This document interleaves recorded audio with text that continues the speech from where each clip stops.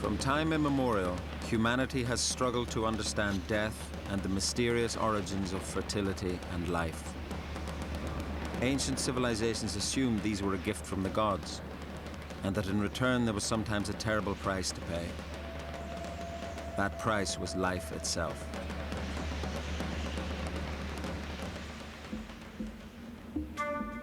Mountains all over the world were thought to be the dwelling places of the gods.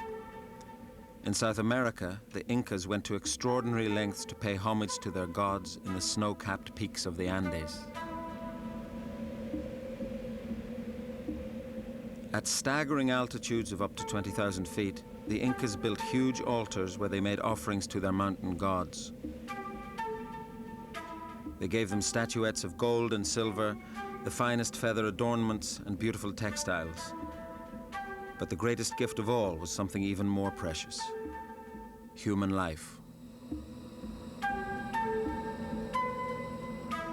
I had the opportunity of actually holding in my arms a child who was found buried at 18,000 feet. He's called the Inca child of Cerro Plomo. And for me, it was a very moving experience. And it's indescribable, but when you see the face of this child, there is an ineffable peace. Everyone who has seen or touched this child has felt a kind of electric presence, and we know now that this child was worshipped as a saint, a kind of ambassador to the spirit world, and he became the son of the mountain god who was worshipped on this snow-capped peak in central Chile 500 years ago.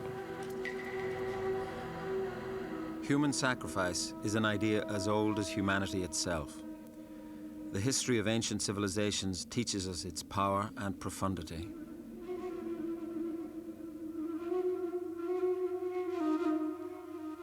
Europeans used to imagine that only savage tribes made blood offerings to their gods.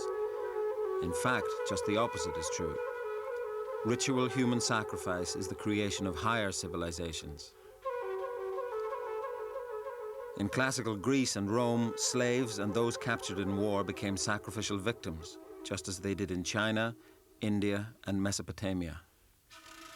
In Scandinavia, human sacrifice was an integral part of Viking culture.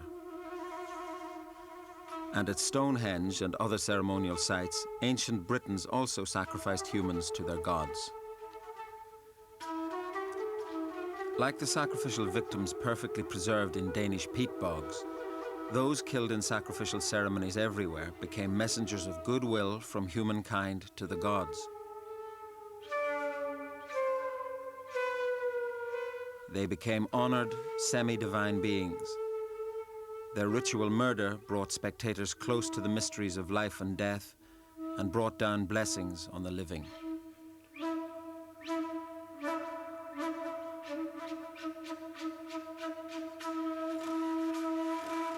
The Celts and the ancient Europeans performed sacrifice for the same reasons that we've seen all over the world.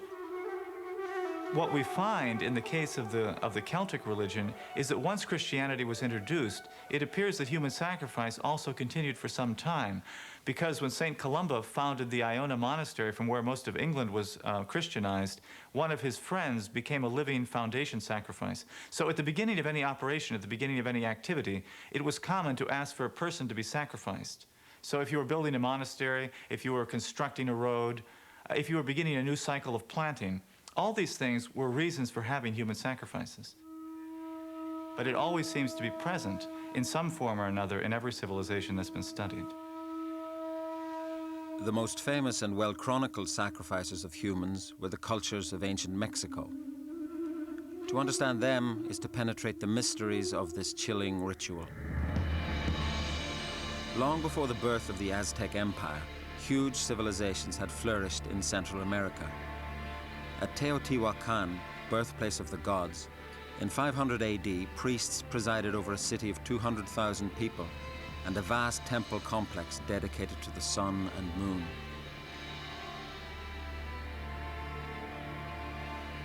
Here, pyramids were built to reproduce the forms of mountains, the primordial homes of the gods.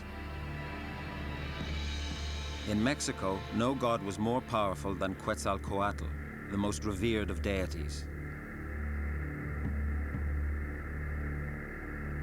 He had many different faces.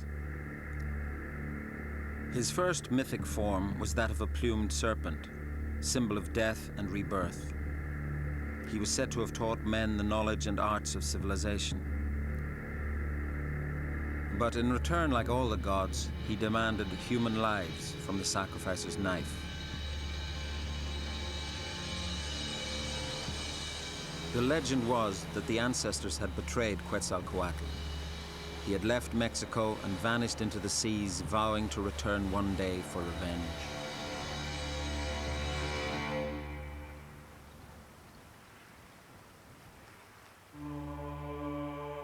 In his absence, the ancient Mexicans came to feel that their universe was a profoundly unstable one. They had studied the action of fire, water, wind, and sun. They observed how these combined in the cycle of the seasons. But they believed these elemental forces embodied by the gods required constant human attention. And most uncertain and demanding of all, at the center of their universe was the sun. This great stone tells us symbolically that the sun is not a perfect creation. It has already been created 5 times and destroyed 4 times. It was destroyed by earthquakes and eaten by jaguars the first time, by the wind, which destroyed it with violent cyclones the second time. It was a rain of fire from great volcanoes which destroyed the third sun, and the fourth was destroyed by water, which drowned everything in a great flood. So finally, they needed to create a new sun, the one we find here today. This sun was born at a great meeting of the gods at Teotihuacan. Myth tells us how a god was urged to sacrifice himself. He threw himself on a fire, and as his body burned, he was transformed into the sun.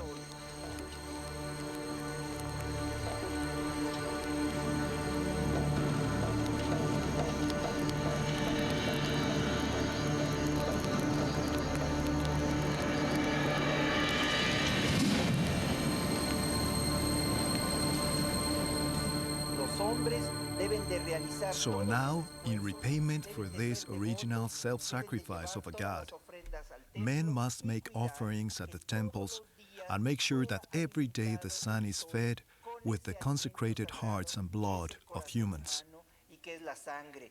So human sacrifice has the cosmic significance of maintaining the balance of the entire universe.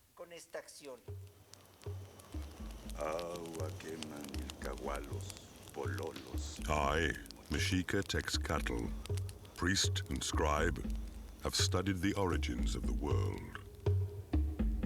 After the birth of the 5th sun, our people were finally created. We came out of the ground. Our birthplace was at Atzlan, the Lake of the Herons. Once our nation was born, we all set out on a great journey southwards, away from our parched birthplace, in search of a place to found our nation. Well, the Aztecs, of course, have their own migration stories, how they wandered from Aztlan into the Valley of Mexico. And most of the other Aztec peoples in central Mexico had similar migration stories. And all of these stories reflect real events of the centuries around 1000 AD, when barbarians from north and western Mexico, hunter-gatherer peoples, found themselves pushed down to the south because of dryness in the north. The Aztecs were one of the last of these groups to come down.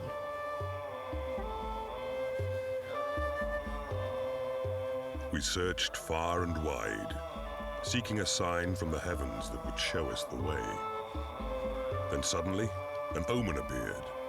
We saw a great eagle perched on a nopal cactus, devouring a serpent. Surely this was a sign from the gods that we had reached our goal, the city we would call Tenochtitlan.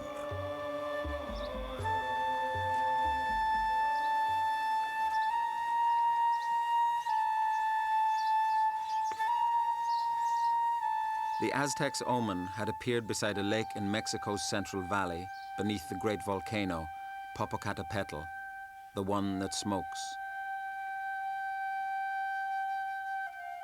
Here, in the year 1325, in the middle of the lake, the Aztecs started to build their great city, Tenochtitlan. In just a few decades, it became one of the largest and finest cities anywhere in the world.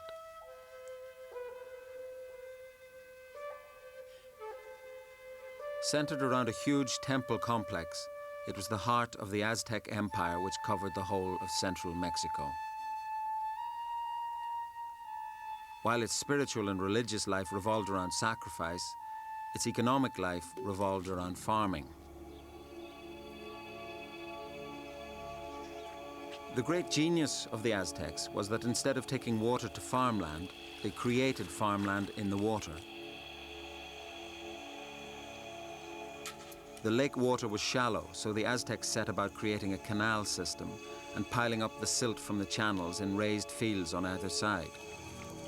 They planted trees along the edges of the canals, and the root systems bound in the soil to hold up the banks.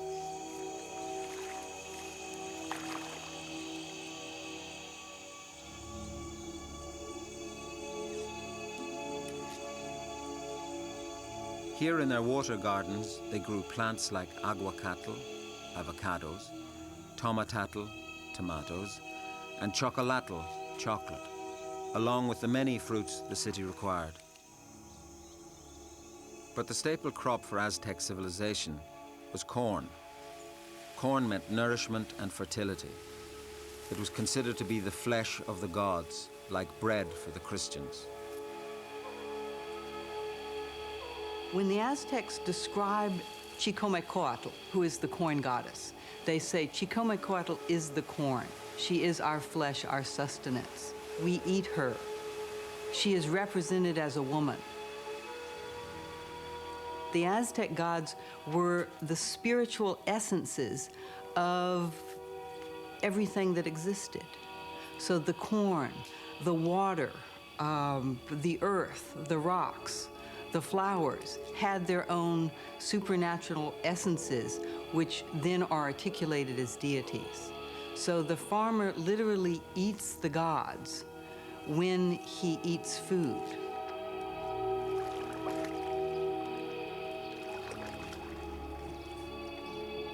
The Aztecs built an aggressive and imperial culture, but they were also great lovers of beauty. In poetry and song, they celebrated the sensuous beauty of their environment. They loved bright colors, and for them, flowers symbolized both the beauty and transience of life. They compared them to the hearts of warriors.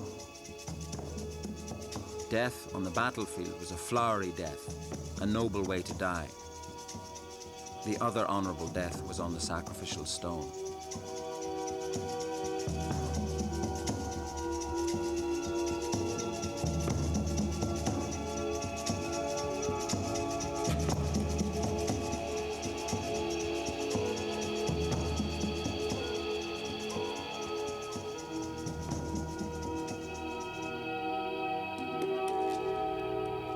On feast days in the spring and summer, all the young people from all corners of our city came to the sacred temples to sing and dance in honor of the great god Xochipilli, master of the flowers and feathers, song and dance. Our hearts were filled with joy at their beauty and skill.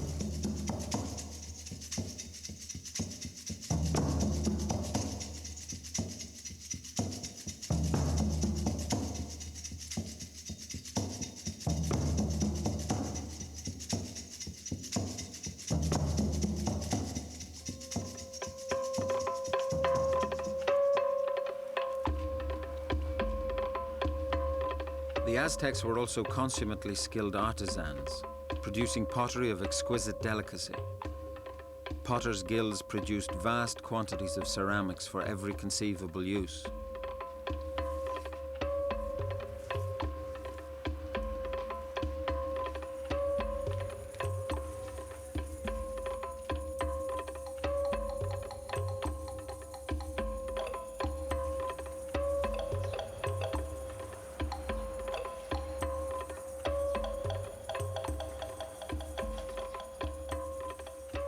Pots were the containers for everything from food and water to offerings to the gods and even the dead.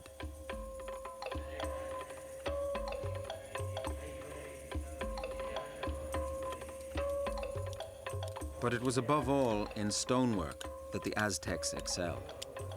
Masons and sculptors produced a body of carvings which have astonished and inspired European artists ever since, particularly in the 20th century.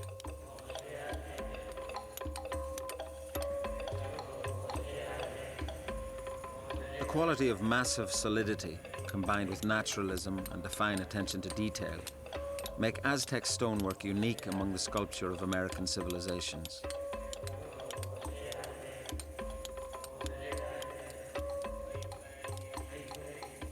In addition to their achievements in arts, crafts, architecture, and textiles, the Aztecs were skilled painters. They even had their own alphabet, and were the only people in the Americas able to read and write at that time.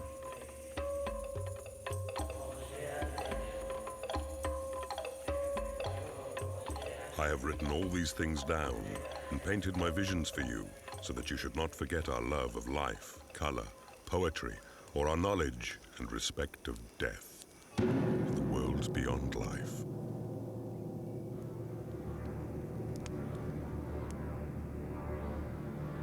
We are the keepers of the gateways between life and death. Without our offerings of human blood and hearts, the gods will not protect us, and life, the sun above, will cease to be. That is why we must feed the gods. The Aztecs knew this, and they knew that if they did not feed the earth, if they did not feed the heavens, the sun would not have enough strength to fight its way across the heavens or to do battle when it went through the underworld at night. The earth would not have the strength to bring forth vegetation. The rivers would slow. The rains would dry up. The earth would be parched without the human blood that they needed as sustenance. The Aztecs felt it their divine mission as a chosen people to provide this blood in the form of human sacrifices. Every year as autumn turned to winter and the dry season set in, the plants ceased to grow and life was suspended.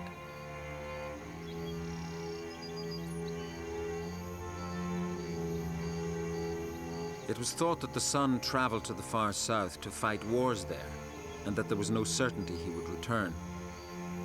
Humans had to persuade him to come back. There was a price to be paid. The price was blood. Fire and water brought together create blood, the essence of life. Our war god Huitzilopochtli, who is the sun himself, demands his payment.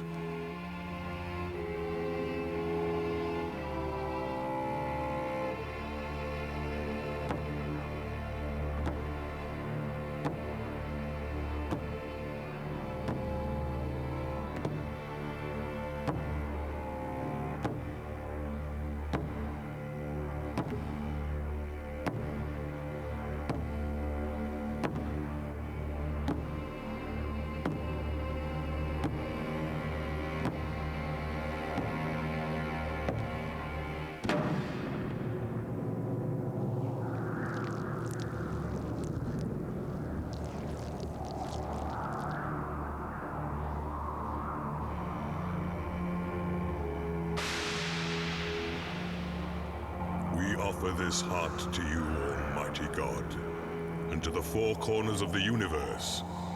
Accept our offering, carried up to you on the wings of our sacred smoke.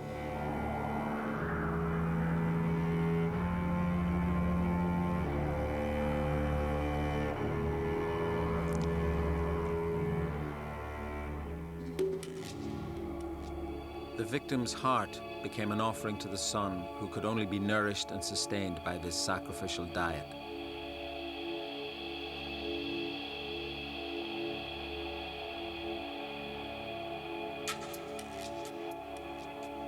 According to legend, the newborn sun's first act was to kill his sister the moon and dismember her body, cutting off her head and limbs.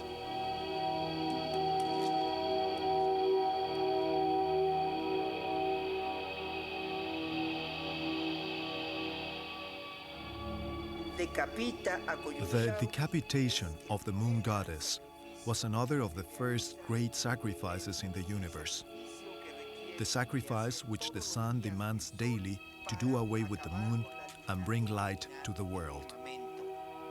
The huge plaque of the slain moon goddess was found at the foot of the steps leading to the great temple, just where the bodies of the sacrificial victims would fall. The ritual of sacrifice recreated the mythical events of the sun's killing of the moon.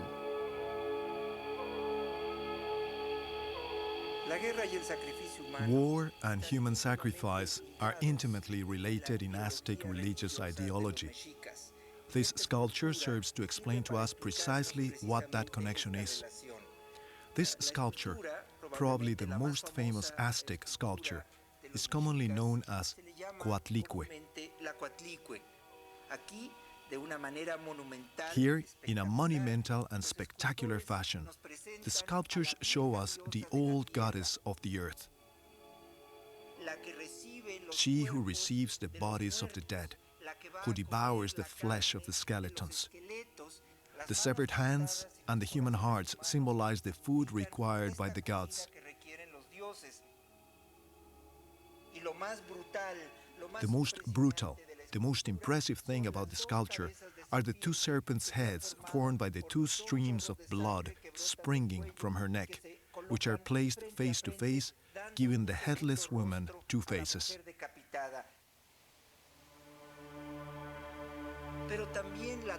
The earth is made fertile by the warmth of the sun, which allows plants, animals, and mankind to grow. Hence the symbolism of sun as the mother of men and gods.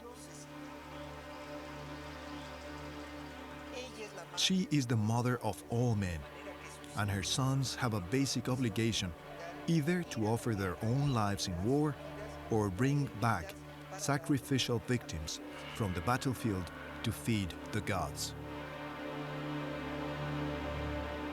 Death and human sacrifice are very closely related, so our fascination with death parallels human sacrificial ritual because nobody knows what's going to happen after they die. We don't get a dress rehearsal for death. So human sacrifice acts as a kind of way of stepping yourself through the death process. Just as some people feel enormous relief by having a near-death experience, it seems that human sacrifice in its most powerfully constructed theater gives people a way of experiencing an approximation to death, and it gives them a sense of enormous relief that they aren't the ones who did die. So the more suffering that the victim goes through, the better the people who observe these rituals seem to feel. And that's perhaps the most perverse aspect of human sacrifice, that we feel great salvation and relief because of other people's suffering. At the heart of the Aztec world was this fascination with death and salvation, which developed into a mystical cult of blood and warfare. The only way to satisfy the gods was to wage war to provide victims for the sacrificial stone. The demands of the war gods forged the shape of Aztec society. There were several avenues of advancement for noble and commoner alike, and one of the principal ones was through military service. Every child, commoner or noble, every male was taught to be a warrior. As soon as they could walk, they were trained in military combat. Those who proved valiant on the battlefield, who had taken a prisoner, for example, advanced through the ranks. And this was one of the very few ways that commoners could become extremely wealthy.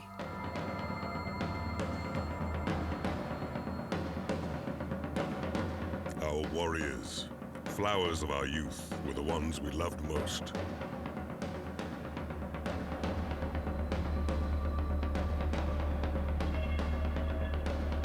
Our most valiant nobles turned into jaguars on the battlefield.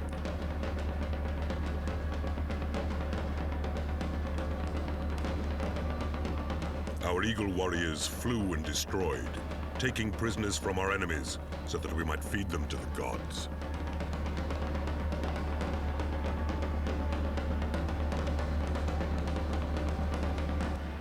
Uno de los sacrificios One of the most spectacular forms of sacrifice practiced in the Aztec capital, Tenochtitlan, was called the gladiatorial sacrifice. A warrior prisoner who had been captured in battle was pitted against 5 Aztec warriors. The fight lasted for several hours. The warrior prisoner, armed only with blunt weapons, tried to defend himself against the Aztec warriors, who were armed with razor-sharp swords with obsidian blades. Finally, when the victim was covered with wounds, his blood literally fed the solar disk where he stood. It ran down and collected in the center of the stone.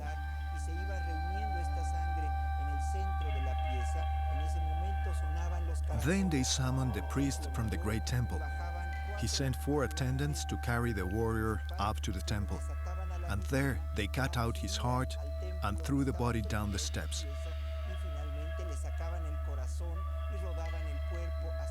Then they quickly skinned the victim's corpse, both his face and his body, and one of the priests, or the person who had offered the victim, pulled the bloody skin over his own body, wearing it like clothes. The symbolism is quite clear.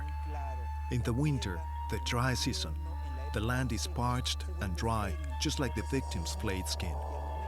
When 20 days later the priest pulls off this wrinkled old skin, his fresh new skin appears underneath.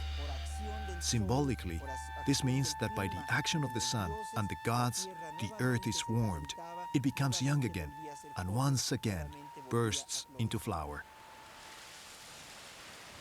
Aztec sacrificial rituals mimicked the processes of fertility they were designed to ensure, but they also had a political purpose. Aztec sacrificial practices were very highly politicized. It involved capturing enemy warriors and sacrificing them as a way of legitimizing, through the blood of victims, the power of the state. So the whole enormous scale of state theater is something unmatched in the ancient world, where you have thousands of victims being paraded in ceremonial attire, going up these enormous and beautiful white pyramids, and then their red blood flowing down specially designed channels. You can just imagine the psychological impact this had on subject peoples. At the height of the empire, the Aztecs sacrificed more than 30,000 people every year.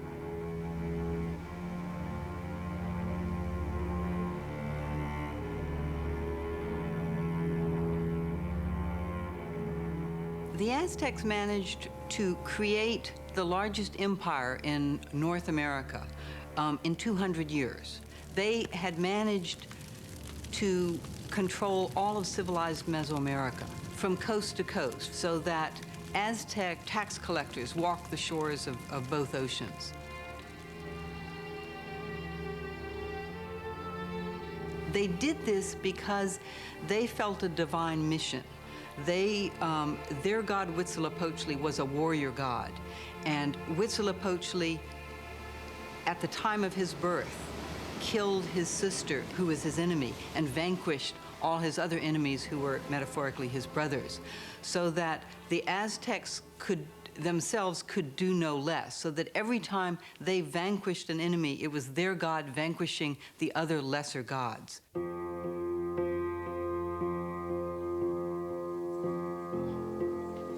The price of defeat was the payment of tribute, in slaves, in food and gold, and in human lives to be offered in sacrifice. By the end of the 15th century, the man-god Aztec emperor Moctezuma dominated the Mesoamerican world. But disaster was looming. His reign was to be short-lived. Many omens of evil appeared and struck fear into the hearts of the people. A great light, a comet, flashed across the sky over our sacred lake.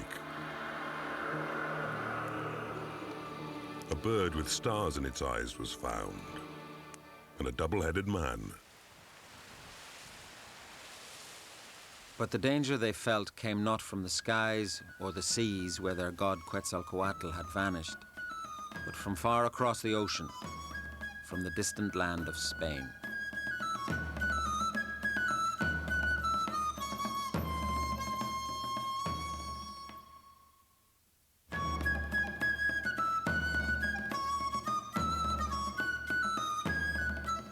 At the turn of the 16th century, the Spanish were spearheading the invasion and conquest of the New World.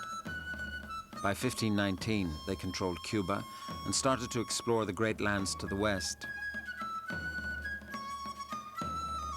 The man destined to lead that conquest was Hernando Cortés. Cortés himself, as an individual, was looking for glory, was looking for riches, was looking for lands to bring back to the Spanish monarch.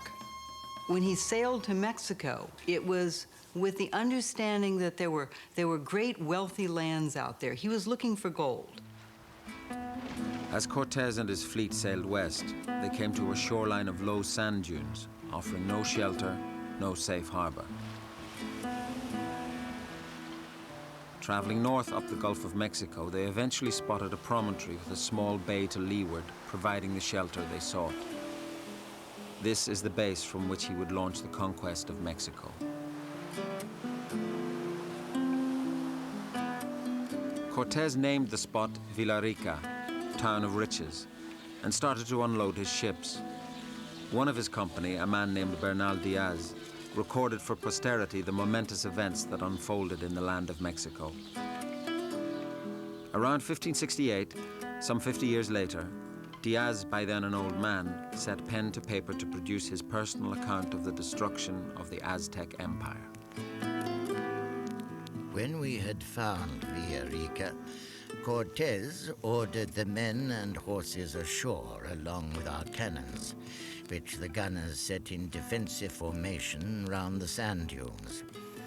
Then we set about fetching wood to build fires and shelter for our captains and ourselves. Next day, many Indians had arrived, and Cortés decided to put on a show for them.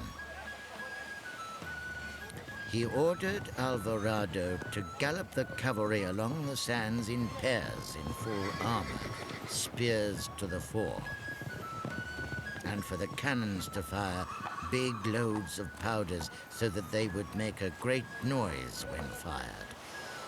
The Indians, called Sempoalans and Totonacans, were greatly afraid. The Sempoalans, the Totonacans, knew that Cortés and his men were strange people. They were people unlike themselves. For one, they rode on deer as tall as houses. They covered themselves in iron, something that none of the Mesoamericans had. But then the local ruler of Zempoala came to see him and started talking about the awful conditions as a subject, as a vassal of Moctezuma, how much the people in the provinces hated their Aztec overlords. The Zempoalan governor talked about the other people within the empire who equally despised Moctezuma. So Cortés was very pleased with all this news, because suddenly he realized that the Aztec Empire was not a monolithic force, but it was inherently unstable. That if he could work one part against the other, he could fragment this empire. And that's when he realized he could conquer it.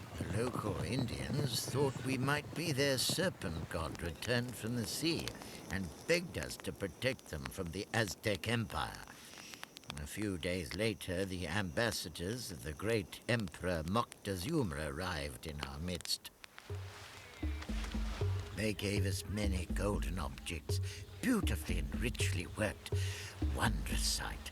Cortés received all this with a gracious smile and gave them glass beads in return. One of the Aztec ambassadors was fascinated by a rusty old helmet. He said that his master, Moctezuma, would like to see this helmet. Cortés said that of course he could, on condition that he sent it back full of grains of gold. Along with these gifts fit for the gods, Moctezuma also sent one further offering. And there, in front of us, they sacrificed a boy. They cut open his chest and offered his blood and heart to us. We stood there astonished, never having seen or heard such things before. And then these priests came to incense us with the same incense they had used on their abominable idols, but we would not allow it. We were all too upset by the sight of the boy and too indignant at their cruelty.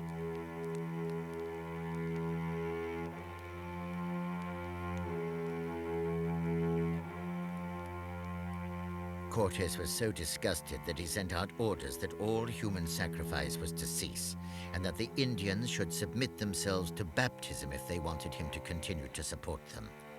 He ordered us to throw down their idols and erect crosses on the tops of their temples, which he swore one day would become churches to our Lord Jesus Christ. The conquest of Mexico henceforth portrayed itself as a crusade to wipe out idolatry and human sacrifice. But both Spanish and Aztecs soon recognized similarities in their religious beliefs.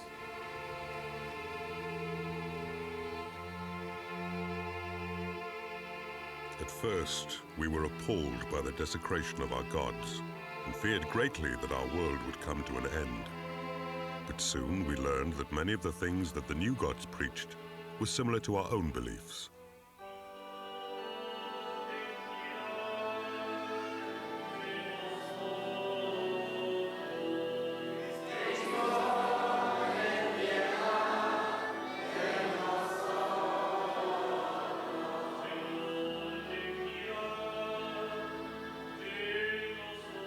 They too sing the praises of their gods and offer up prayers just as we did.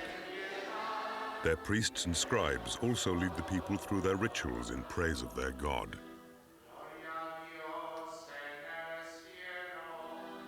They too hold the human heart to be a holy essence and encase it in gold.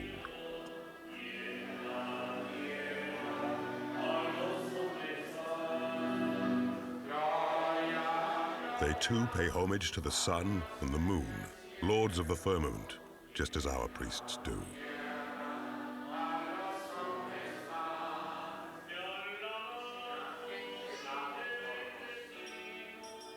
They try to persuade us to drink the blood of their Savior Jesus and to eat his flesh. So, they too understand that sacrifice is necessary. It is what the gods demand.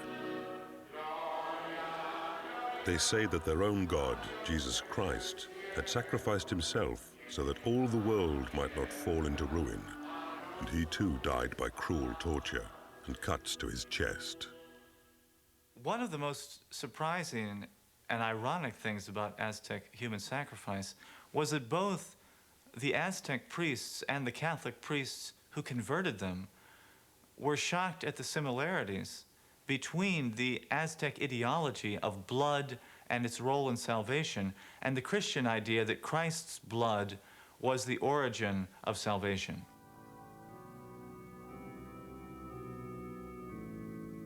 Because you saw in the image of the beating hearts of the Aztec victims a parallel with the Sacred Heart of Jesus. And this concept that the blood of the victim was a constant fertilizing of the natural and the political system was something that shocked both the Aztecs and the Christian priests. They also noticed that for example, that the Stations of the Cross paralleled in some ways the agonizing rituals that some victims were subjected to. So you had this similar kind of religious economy where the greater the suffering, the more vivid the reenactment of that suffering, the bigger the payoff was for society at large.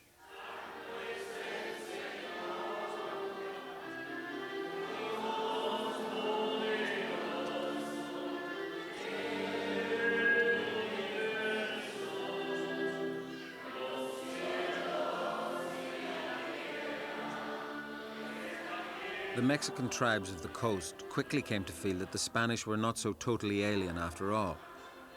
They also saw in them the opportunity to throw off the domination of the Aztecs. So we gave our daughters to the newcomers in marriage, that they might become our brothers. And we sent our young men to help in the conquest of our oppressors, the Aztecs. So the Spanish and their Indian allies set off inland, across the mountains to the west in search of the fabled city of Tenochtitlan. Their goal lay more than 500 miles away, across 2 mountain ranges, lands never seen before by any white man.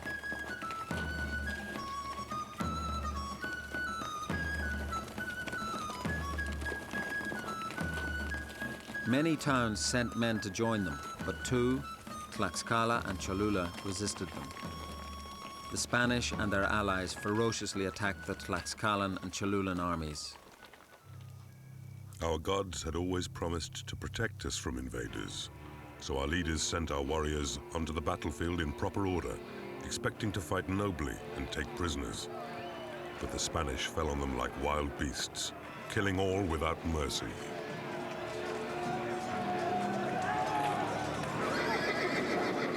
So the Spaniards, in their steel and with their great weapons, sort of clattered and clanged and raised dust, and they were noisy. And they didn't approach, they didn't fight like Aztecs. They fought dirty. I mean, we would say that they fought dishonorably, according to the Aztec way of warfare. They were no match for our guns.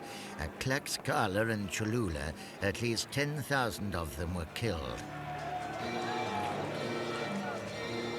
Immediately after the massacre at Cholula, Moctezuma, the Aztecs in Tenochtitlan, realized that the Spaniards were a different sort than they had, that somehow the situation was radically different than they had ever believed. At Cholula, their gods had failed. Realizing that there was no stopping us, Moctezuma came out to meet Cortez. He put garlands around our leader's neck and welcomed him like a god.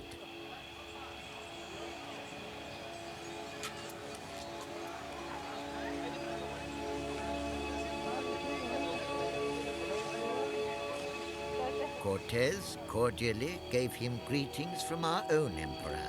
Then Moctezuma invited us to enter his city, Tenochtitlan.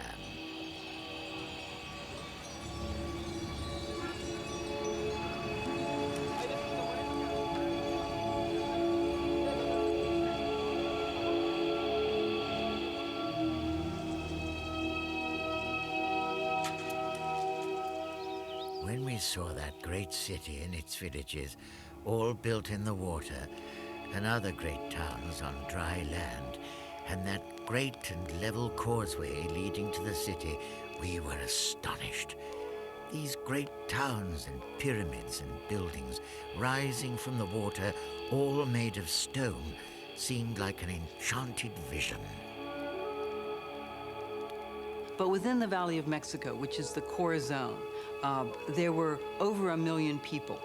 Within Tenochtitlan alone, the island city, there were 150,000.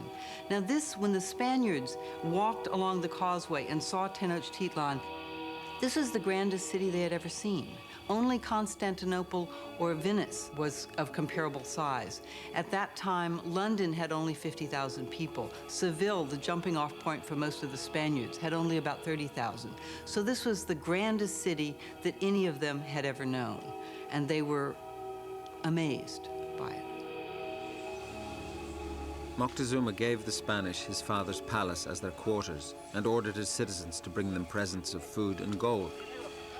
The Spanish settled into the city as guests of Moctezuma, but they were always on the lookout.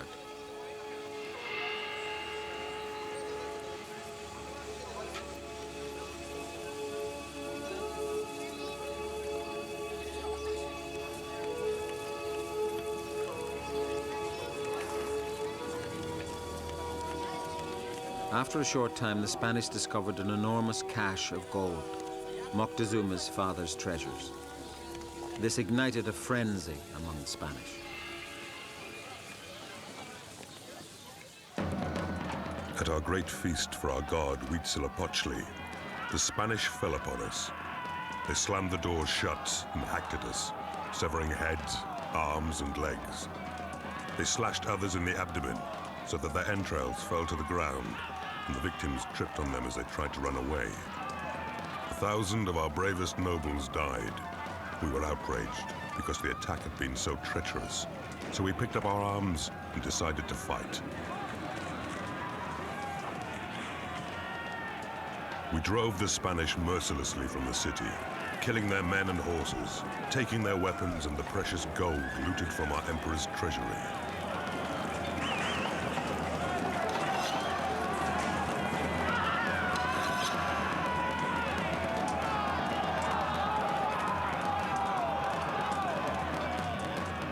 We had beaten the Spanish, but then they unleashed terror upon us, killing and mutilating all they came upon. Their great dogs tore at our flesh.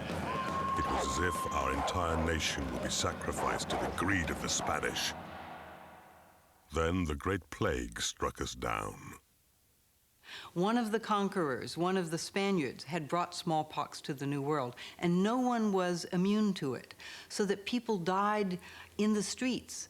People were sick at home, and there were so many people sick that there were not enough people to care for them. So people literally starved to death in their beds. I would say at least half of the people of Tenochtitlan died of smallpox within a year. Cortés, realizing the city was weakened beyond effective defense, began the final onslaught. He had brought up rigging and outfitted armed ships so that he could attack by land and water simultaneously.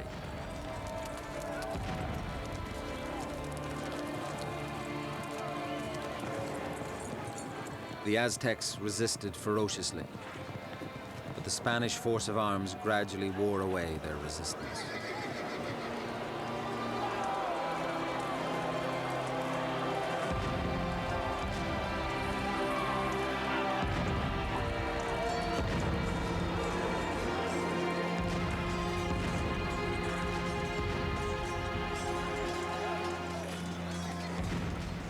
Block by block and barrio by barrio, Tenochtitlan was literally destroyed and laid waste during this awful fighting.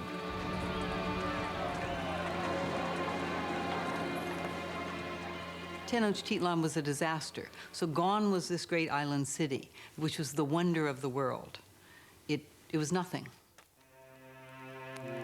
And so, finally, was the land of New Spain delivered into the arms of our glorious King Charles V, and its people surrendered to our Lord Jesus Christ.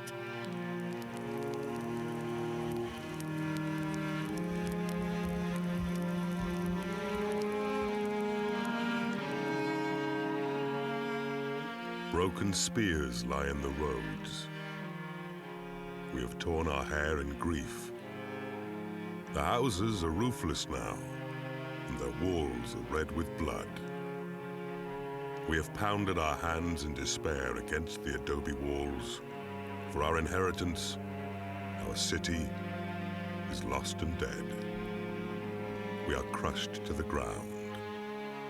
We lie in ruins. There is nothing but grief and suffering in Tenochtitlan, where once there was beauty and valor. Oh, gods, have you grown weary of your servants?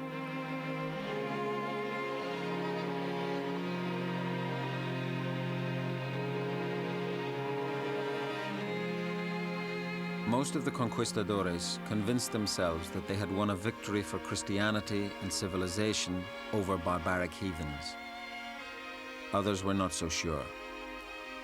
The slaughter that brought the Aztec world to its knees was every bit as bloody as the human sacrifices practiced by the Aztecs. And unlike the death on the sacrificial stone, there was no honor in the slaughter of Tenochtitlan. Within the space of 2 years, a whole civilization had been leveled and put to the torch.